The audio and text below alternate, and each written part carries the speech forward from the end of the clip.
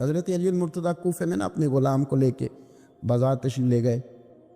کہنے لگے یار موسم آ گیا ہے, میرا دل ہے کہ کپڑے نہ خرید لیں قدر کے. اس نے کہا حضور چلیں. تو غلام کہتا 2 جوڑے حضرت علی کے خریدے, ایک مہنگا ایک سستا. تو موٹی بات ہے, جو مہنگا ہے وہ آقا پہنے گا اور سستا ایسے ہی ہوتا ہے نا جی.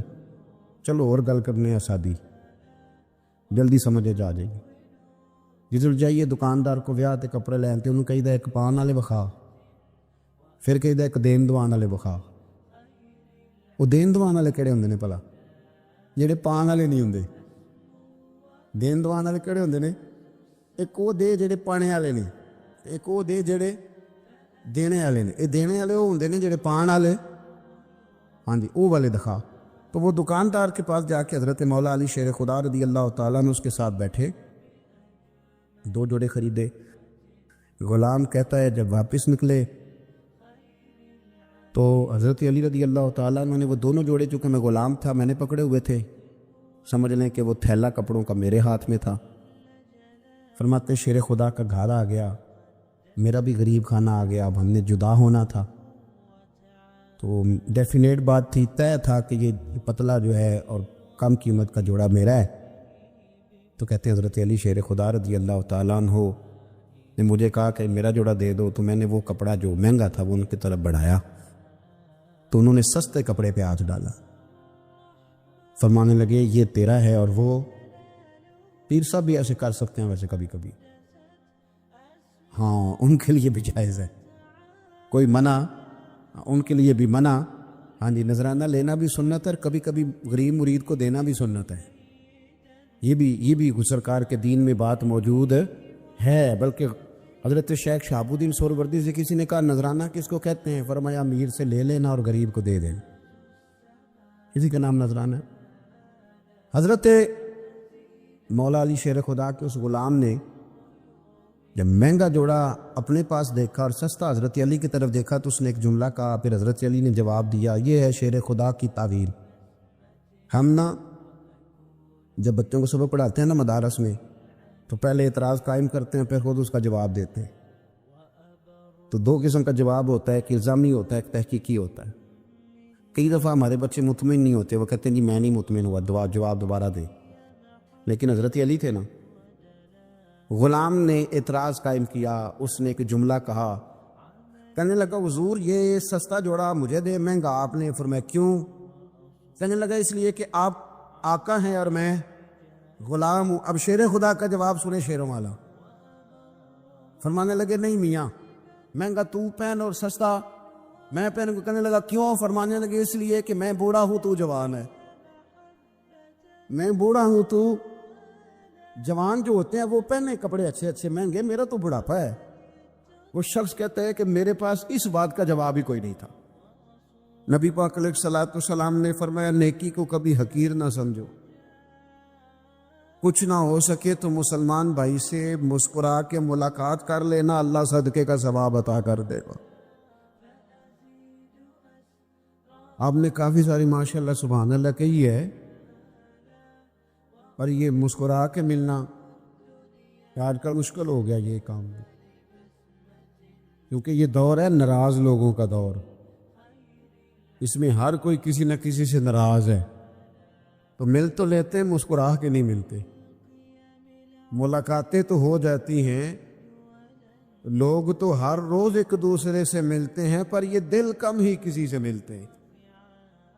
ملتے ہیں لوگ پر ملتے. زندگی میں وہ عجیب لمحہ تھا, وہ میرے ساتھ تھا پر میں تنہا تھا. لوگ ملتے ہیں پر ملنے کو تیار. حضور نے فرمایا نیکی کو حقیر نہ سمجھو, کچھ نہ ہو سکے تو ذرا مسکرا کے مل لینا. کیا معنی ہے کسی سے ملنا؟ تو راضی ہو کے ملنا. یہ جو مزاجوں میں گھٹن ہے تبھی اور بلا وجہ کی ہے, بعض جگہوں پہ کوئی اس کا کوئی شرعی پس منظر نہیں, کچھ نہیں, بلا وجہ. نیکیوں میں ذرا جد و جہد کی جائے, کوشش کی جائے. اصول حسنات میں کوشش کی جائے. ہم نہ بڑے سست ہیں, دنیا کے معاملے میں چست ہیں, اور خیر کٹھی کرنے میں سست ہیں. جلد از جلد آپ دیکھیں ہمارے بزرگوں نے بہت زیادہ کام کیا، بہت زیادہ. اس کی وجہ یہ تھی کہ وہ دوسروں کے کام پہ نہیں توجہ دیتے تھے، اپنے کام پہ توجہ دیتے.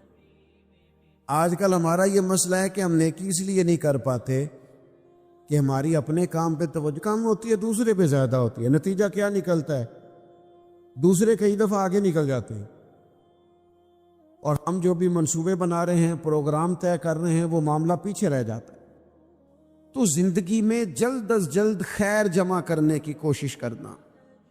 جلد از جلد. امام بخاری کی عمر 62 سال ہوئی ہے، اور قرآن مجید کے بعد وہ صحیح ترین کتاب امت کو دے گئے. وہ بہت لمبی عمر نہیں، 62 سال عمر مبارک پائی. کتنا ہمارے بزرگوں نے کہا. حضرت عمر بن عبدالعزیز کی عمر 39 سال ہوئی، پوری 40 نہیں. کتنی خیر بانٹی انہوں نے زمانے میں. کام نہیں کرتے، پروگرام نہیں بناتے، ہم خیر نہیں جمع کرتے. خیر جمع کرنے کا وقت تو ہے، فٹافٹ کر لی جائے. پھر تو اس طرح کا ٹائم آ جاتا ہے کہ انسان زیادہ نماز پڑھنا چاہتا ہے، نفل پڑھنا چاہتا ہے، اس کا وجود ساتھ نہیں دیتا. اس طرح کے اوقات آ جاتے ہیں کہ وہ کچھ خیر کرنا چاہتا ہے، پھر اس کے پاس موقع نہیں رہتا. وہ لکھنا، پڑھنا، پڑھانا، سمجھانا چاہتا ہے، پھر قواعد اتنے مضبوط نہیں رہتے. جد و جہد کی جائے، کوشش کی جائے جلد از جلد. اللہ کے پیارے رسول صلی اللہ تعالی علیہ وسلم نے فرمایا، صحیح بخاری میں حدیث موجود ہے، حضور فرمانے لگے جلد از جلد نیکیاں کر لو اس وقت سے پہلے کہ فتنے رات کے ٹکڑوں کی طرح تمہارے اوپر گریں گے. حضور فرمانے لگے وہ ایسا سخت وقت آئے گا کہ بندہ صبح مومن ہوگا تو شام کافر ہو جائے، شام مومن ہوگا تو صبح کافر ہو جائے. اور فرمایا لوگ دنیا کے بدلے اپنا دین بیچ ڈالیں گے.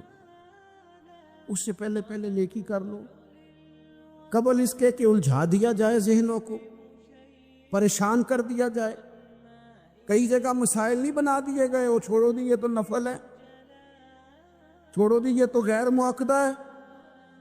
اعلیٰ حضرت فاضل بریلوی فرماتے ہیں جو نفل چھوڑتا ہے نا، ایک وقت آتا ہے سنت کے ترک کرنا شروع کر دیتا ہے. اور تارک سنت ایک وقت آتا ہے کہ واجبات کو چھوڑتا ہے.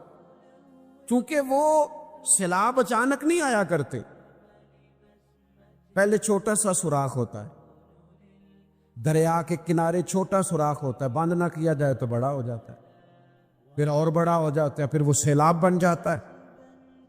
کیا ہوتا ہے کہ جب ہم دیر کرتے ہیں، آپ دیکھ لیں دنیا داری میں لوگ کتنے آگے نکل گئے، کتنے دنیا داری کی جو چیزیں آئیں وہ غالب ہو گئیں.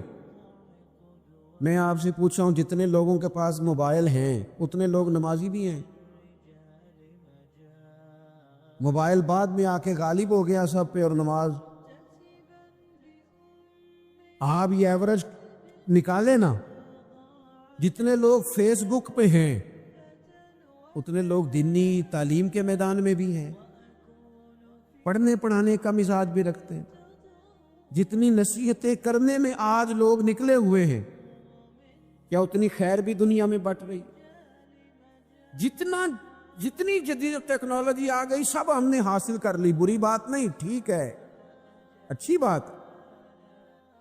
لیکن سوال یہ ہے کہ وہ باتیں جو سالوں سے ہو رہی ہیں اور جو ہمارے دین کے فرائض میں شامل ہیں ان پر عمل کب ہوگا؟ اور میں یہ بہت سارے لوگ ہیں نا دعوت دیتے ہیں کہ آپ تشریف لائیں، اس جگہ پہ آ کے کچھ بات کریں، تو میں دوستوں سے کہتا ہوں تقریریں تو اب بڑی سن لی لوگوں نے، تو زمانہ ہو گیا تقریریں کرتے سنتے. سوال تو یہ ہے کہ جو سنا ہے اس پر عمل کس دن کرنا ہے؟ وہ پہلا قدم جو عمل کا ہے وہ کس دن اٹھانا ہے؟ یہ کوئی گورکھ دھندا تو نہیں ہے نا کہ نشستن گفتن برخاستن. دیکھیں نا قرآن مجید کی آیات نازل ہوتی تھی، صحابہ دوڑ پڑتے تھے عمل کرنے کے لیے. لن تنالوا البر حتى تنفقوا مما تحبون، تم بھلائی کو نہیں پہنچو گے جب تک اپنی پیاری چیز خرچ نہ کرو. تو یہ آیت ہم نے بھی سنی ہوئی ہے. میں آپ سے ہاتھ نہیں اٹھواتا، آپ خود اپنے آپ سے پوچھیں، میں اپنے آپ سے پوچھتا ہوں کب پیاری چیز لا کے خرچ کیا ہم نے اللہ کے راستے میں؟ لیکن جب نازل ہوئی تھی، عبداللہ ابن عمر کو گھوڑا پیارا تھا، انہوں نے فوراً لا کے پیش کر دیا تھا۔ حضرت ابو طلحہ انصاری کو باغ پیارا تھا، انہوں نے فوراً لا کے حضور کی بارگاہ میں پیش کر دیا تھا۔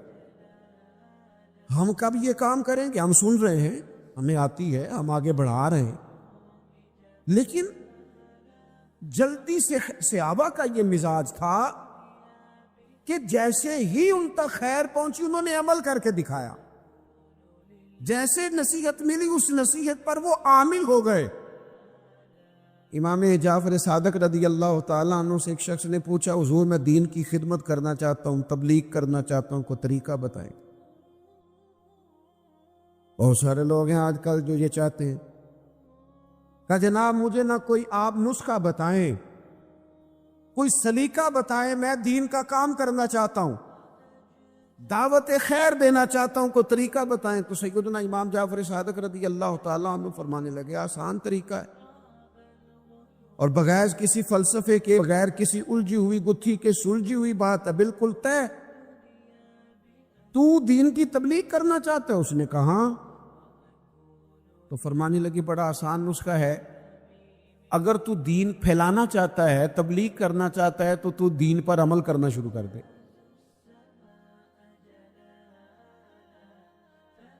عمل کے بڑے اثرات ہوتے ہیں۔ عمل، وہ حضرت باجید بستامی فرمایا کرتے تھے، جس نے ہماری خاموشی سے کچھ نہیں سیکھا وہ ہماری تقریر سے کیا سیکھے گا۔ یہ جو عمل ہوتا ہے یہ اتنی بڑی خاموش تبلیغ ہے، اتنی بڑی۔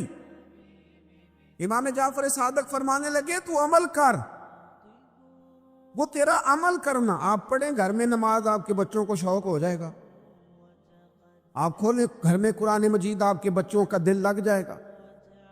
آپ بیٹھے تسبیح لے کے کہ آج میں نے آدھا گھنٹہ محبوب کی بارگاہ میں درود و سلام عرض کرنا ہے، بچوں کی طبیعت لگ جائے گی۔ عمل جو ہوتا ہے اس کا فیض بٹتا ہے، نیکی میں آگے بڑھنے کی جد و جہد، کوشش کرنا کہ میں ذرا خیر کے کام میں آگے نکلوں۔ کیا کہا حضرت عمر نے؟ کبھی ہم سنتے ہیں باتیں، کبھی اس کی گہرائی میں اترو نا۔ سیدنا فاروق اعظم فرماتے ہیں میری ساری عمر دوڑ لگی رہی کہ میں ابو بکر صدیق سے نیکیوں میں آگے نکل گا، ساری زندگی میری دوڑ رہی، جد و جہد رہی کہ میں ابو بکر صدیق سے آگے۔ 2.5% زکوٰۃ ہے، عمر کہتے ہیں میں 50% لے کے آیا تھا، لیکن میں 50% پہ پہنچا تھا تو ابو بکر 100% پہ پہنچ گئے تھے، وہ سارا ہی لے آئے تھے۔ میری دوڑ رہی، یہاں بھی دوڑ ہے، میری عزت کرو، میرے آنے پہ کھڑے ہو جاؤ، معاذ اللہ میرا اکرام کرو، میں فلاں صاحب ہوتا ہوں، قبیلے میں، برادری میں، سوسائٹی میں، سماج میں یہ نام رکھتا ہوں، میں فلاں سیاسی، سماجی، فلاحی، رفائی تعارف رکھتا ہوں، میرا فلاں معاملہ ہے۔ یہ اس مزاج میں دوڑ لگ گئی، اس طبیعت کی دوڑ لگ گئی، مجھے بھی مانا جائے، مجھے بھی گنا جائے، مجھے بھی شمار کیا جائے، میرا بھی نام ہو جائے، مجھے بھی اگلوں میں رکھا جائے، قرب والوں میں میرا بھی تذکرہ کیا جائے۔ جو دوڑ ہمیں بتائی اور سکھائی گئی تھی اس دوڑ میں ہم شریک کیوں نہیں ہوتے؟ اس میں آگے کیوں نہیں نکلتے؟ وہ جو ہمیں فرمایا گیا تھا کہ تمہیں پتہ چل جائے پہلی صف کا ثواب کتنا ہے تو تم قرآن اندازی کرو، تو یہ قرآن اندازی کس دن ہونی ہے؟ یہ والی قرآن اندازی کس دن ہونی؟ لیکن وہ قرآن اندازیاں تو ہو رہی ہیں عمرے کے ٹکٹ کی، اتنے عمرے کے ٹکٹ، اتنے عمرے کے، اچھی بات ہے، اس کی بھی کوئی مخالفت نہیں، لیکن جو کام جس میں آگے بڑھنا تھا، جس میں جد و جہد کرنی، جس میں دوڑنا تھا، جس میں کاوش کرنی تھی، اس میں تو ہم پیچھے ہیں۔ عزیز دوستو، دوڑ دھوپ بھاگ، دوڑ اور شدت ہے معاملات کے اندر۔ کچھ لوگوں کو ایسی چیزوں کی بھی جلدی ہے جن میں جلدی نہیں کرنی چاہیے، اور وہ دوڑ ساری کس بات کی ہے؟ پیسے میں آگے گزرنے کی، شہرت میں آگے گزرنے کی، فیمس ہونے کی، کسی بھی چیز پر بہت ساری، کسی بھی صورت میں بہت ساری چیزوں کو جمع کر لینے کی۔ یہ دوڑ شدت اختیار کر گئی، دوڑتے جا رہے ہیں لوگ، دوڑتے جا رہے ہیں، اعصابی تھکاوٹ ہے، جسمانی تھکاوٹ ہے، اور اس دوڑ میں ایسے لوگ شامل ہیں کہ جو اب وقت تھا کہ وہ لوٹ آتے، پلٹ آتے، چیزوں کو دیکھ لیتے، بہت سارے ٹارگٹ ایسے تھے جو انہوں نے اچیو کر لیے، اب ان کو واپس لوٹنا چاہیے تھا، لوٹ نہیں پا رہے۔ قرآن مجید ہماری رہنمائی کرتا ہے، قرآن مجید ہمیں ایک سبق دیتا ہے، ایک بات کی جانب ہماری توجہ کراتا ہے۔ قرآن مجید کہتا ہے دوڑ لگاؤ، ایک دوسرے سے آگے نکلو، ضرور نکلو، لیکن فرمایا فاستبقوا الخیرات، نیکیوں میں ایک دوسرے سے آگے نکل جاؤ۔ بس تم نیکیوں میں نکل جاؤ آگے، خیر کے کاموں میں، حسنات میں آگے نکل جاؤ ایک دوسرے سے۔ اس کے لیے جلدی دکھاؤ، جلدی سے کوئی نیکی تمہارے ہاتھ آتی ہے اسے کر گزرو۔ ساری زندگی ارادے اور منصوبے نہ بناتے رہو، خیر کٹھی کرو، جد و جہد کرو۔ ایک تو ہم سب جانتے ہیں کہ وقت کب آ جائے گا اس کا پتہ کوئی نہیں، خدا نخواستہ صحت کب ساتھ چھوڑ جائے گی اس کی خبر کوئی نہیں، اعصاب کب کمزور ہو جائیں گے جانتے نہیں، کس وقت زندگی میں کون سا موڑ آ جائے گا سمجھ نہیں آتی، صحت، حافظہ کس وقت کس سمت نکل جائے گا پتہ نہیں چلتا۔ تو ہمیں حکم دیا گیا کہ تم جلدی کرو، اور نبی پاک علیہ السلام نے صراحت اور وضاحت کے ساتھ فرمایا کہ غنیمت سمجھ لو، غنیمت، غنیمت سمجھ لو، اگر تمہارے پاس فرصت ہے تو ایسا نہ ہو کہ مصروف ہو جاؤ، غنیمت جان لو، اگر صحت ہے تو ایسا نہ ہو بیمار ہو جاؤ، غنیمت جان لو، اگر تم جوان ہو تو ایسا نہ ہو کہ بڑھاپا ہو جائے، غنیمت جان لو زندگی ہے، ایسا نہ ہو کہ موت آ جائے۔ غنیمت سمجھ لو چیزوں کو، اور اپنے لیے حسنات جمع کرو۔ میں دیکھتا ہوں بہت سارے لوگ ایسے ہیں جو خیر کر سکتے ہیں، لیکن وہ تو منصوبہ ہی بنا رہے ہیں، بڑی دیر ہو گئی منصوبہ بنا رہے ہیں، پروگرام بنا رہے ہیں۔ ہمارے بزرگ جو تھے وہ کام کرتے تھے، درختوں کے نیچے بیٹھ کے کرنا پڑا تو شروع کر دیا۔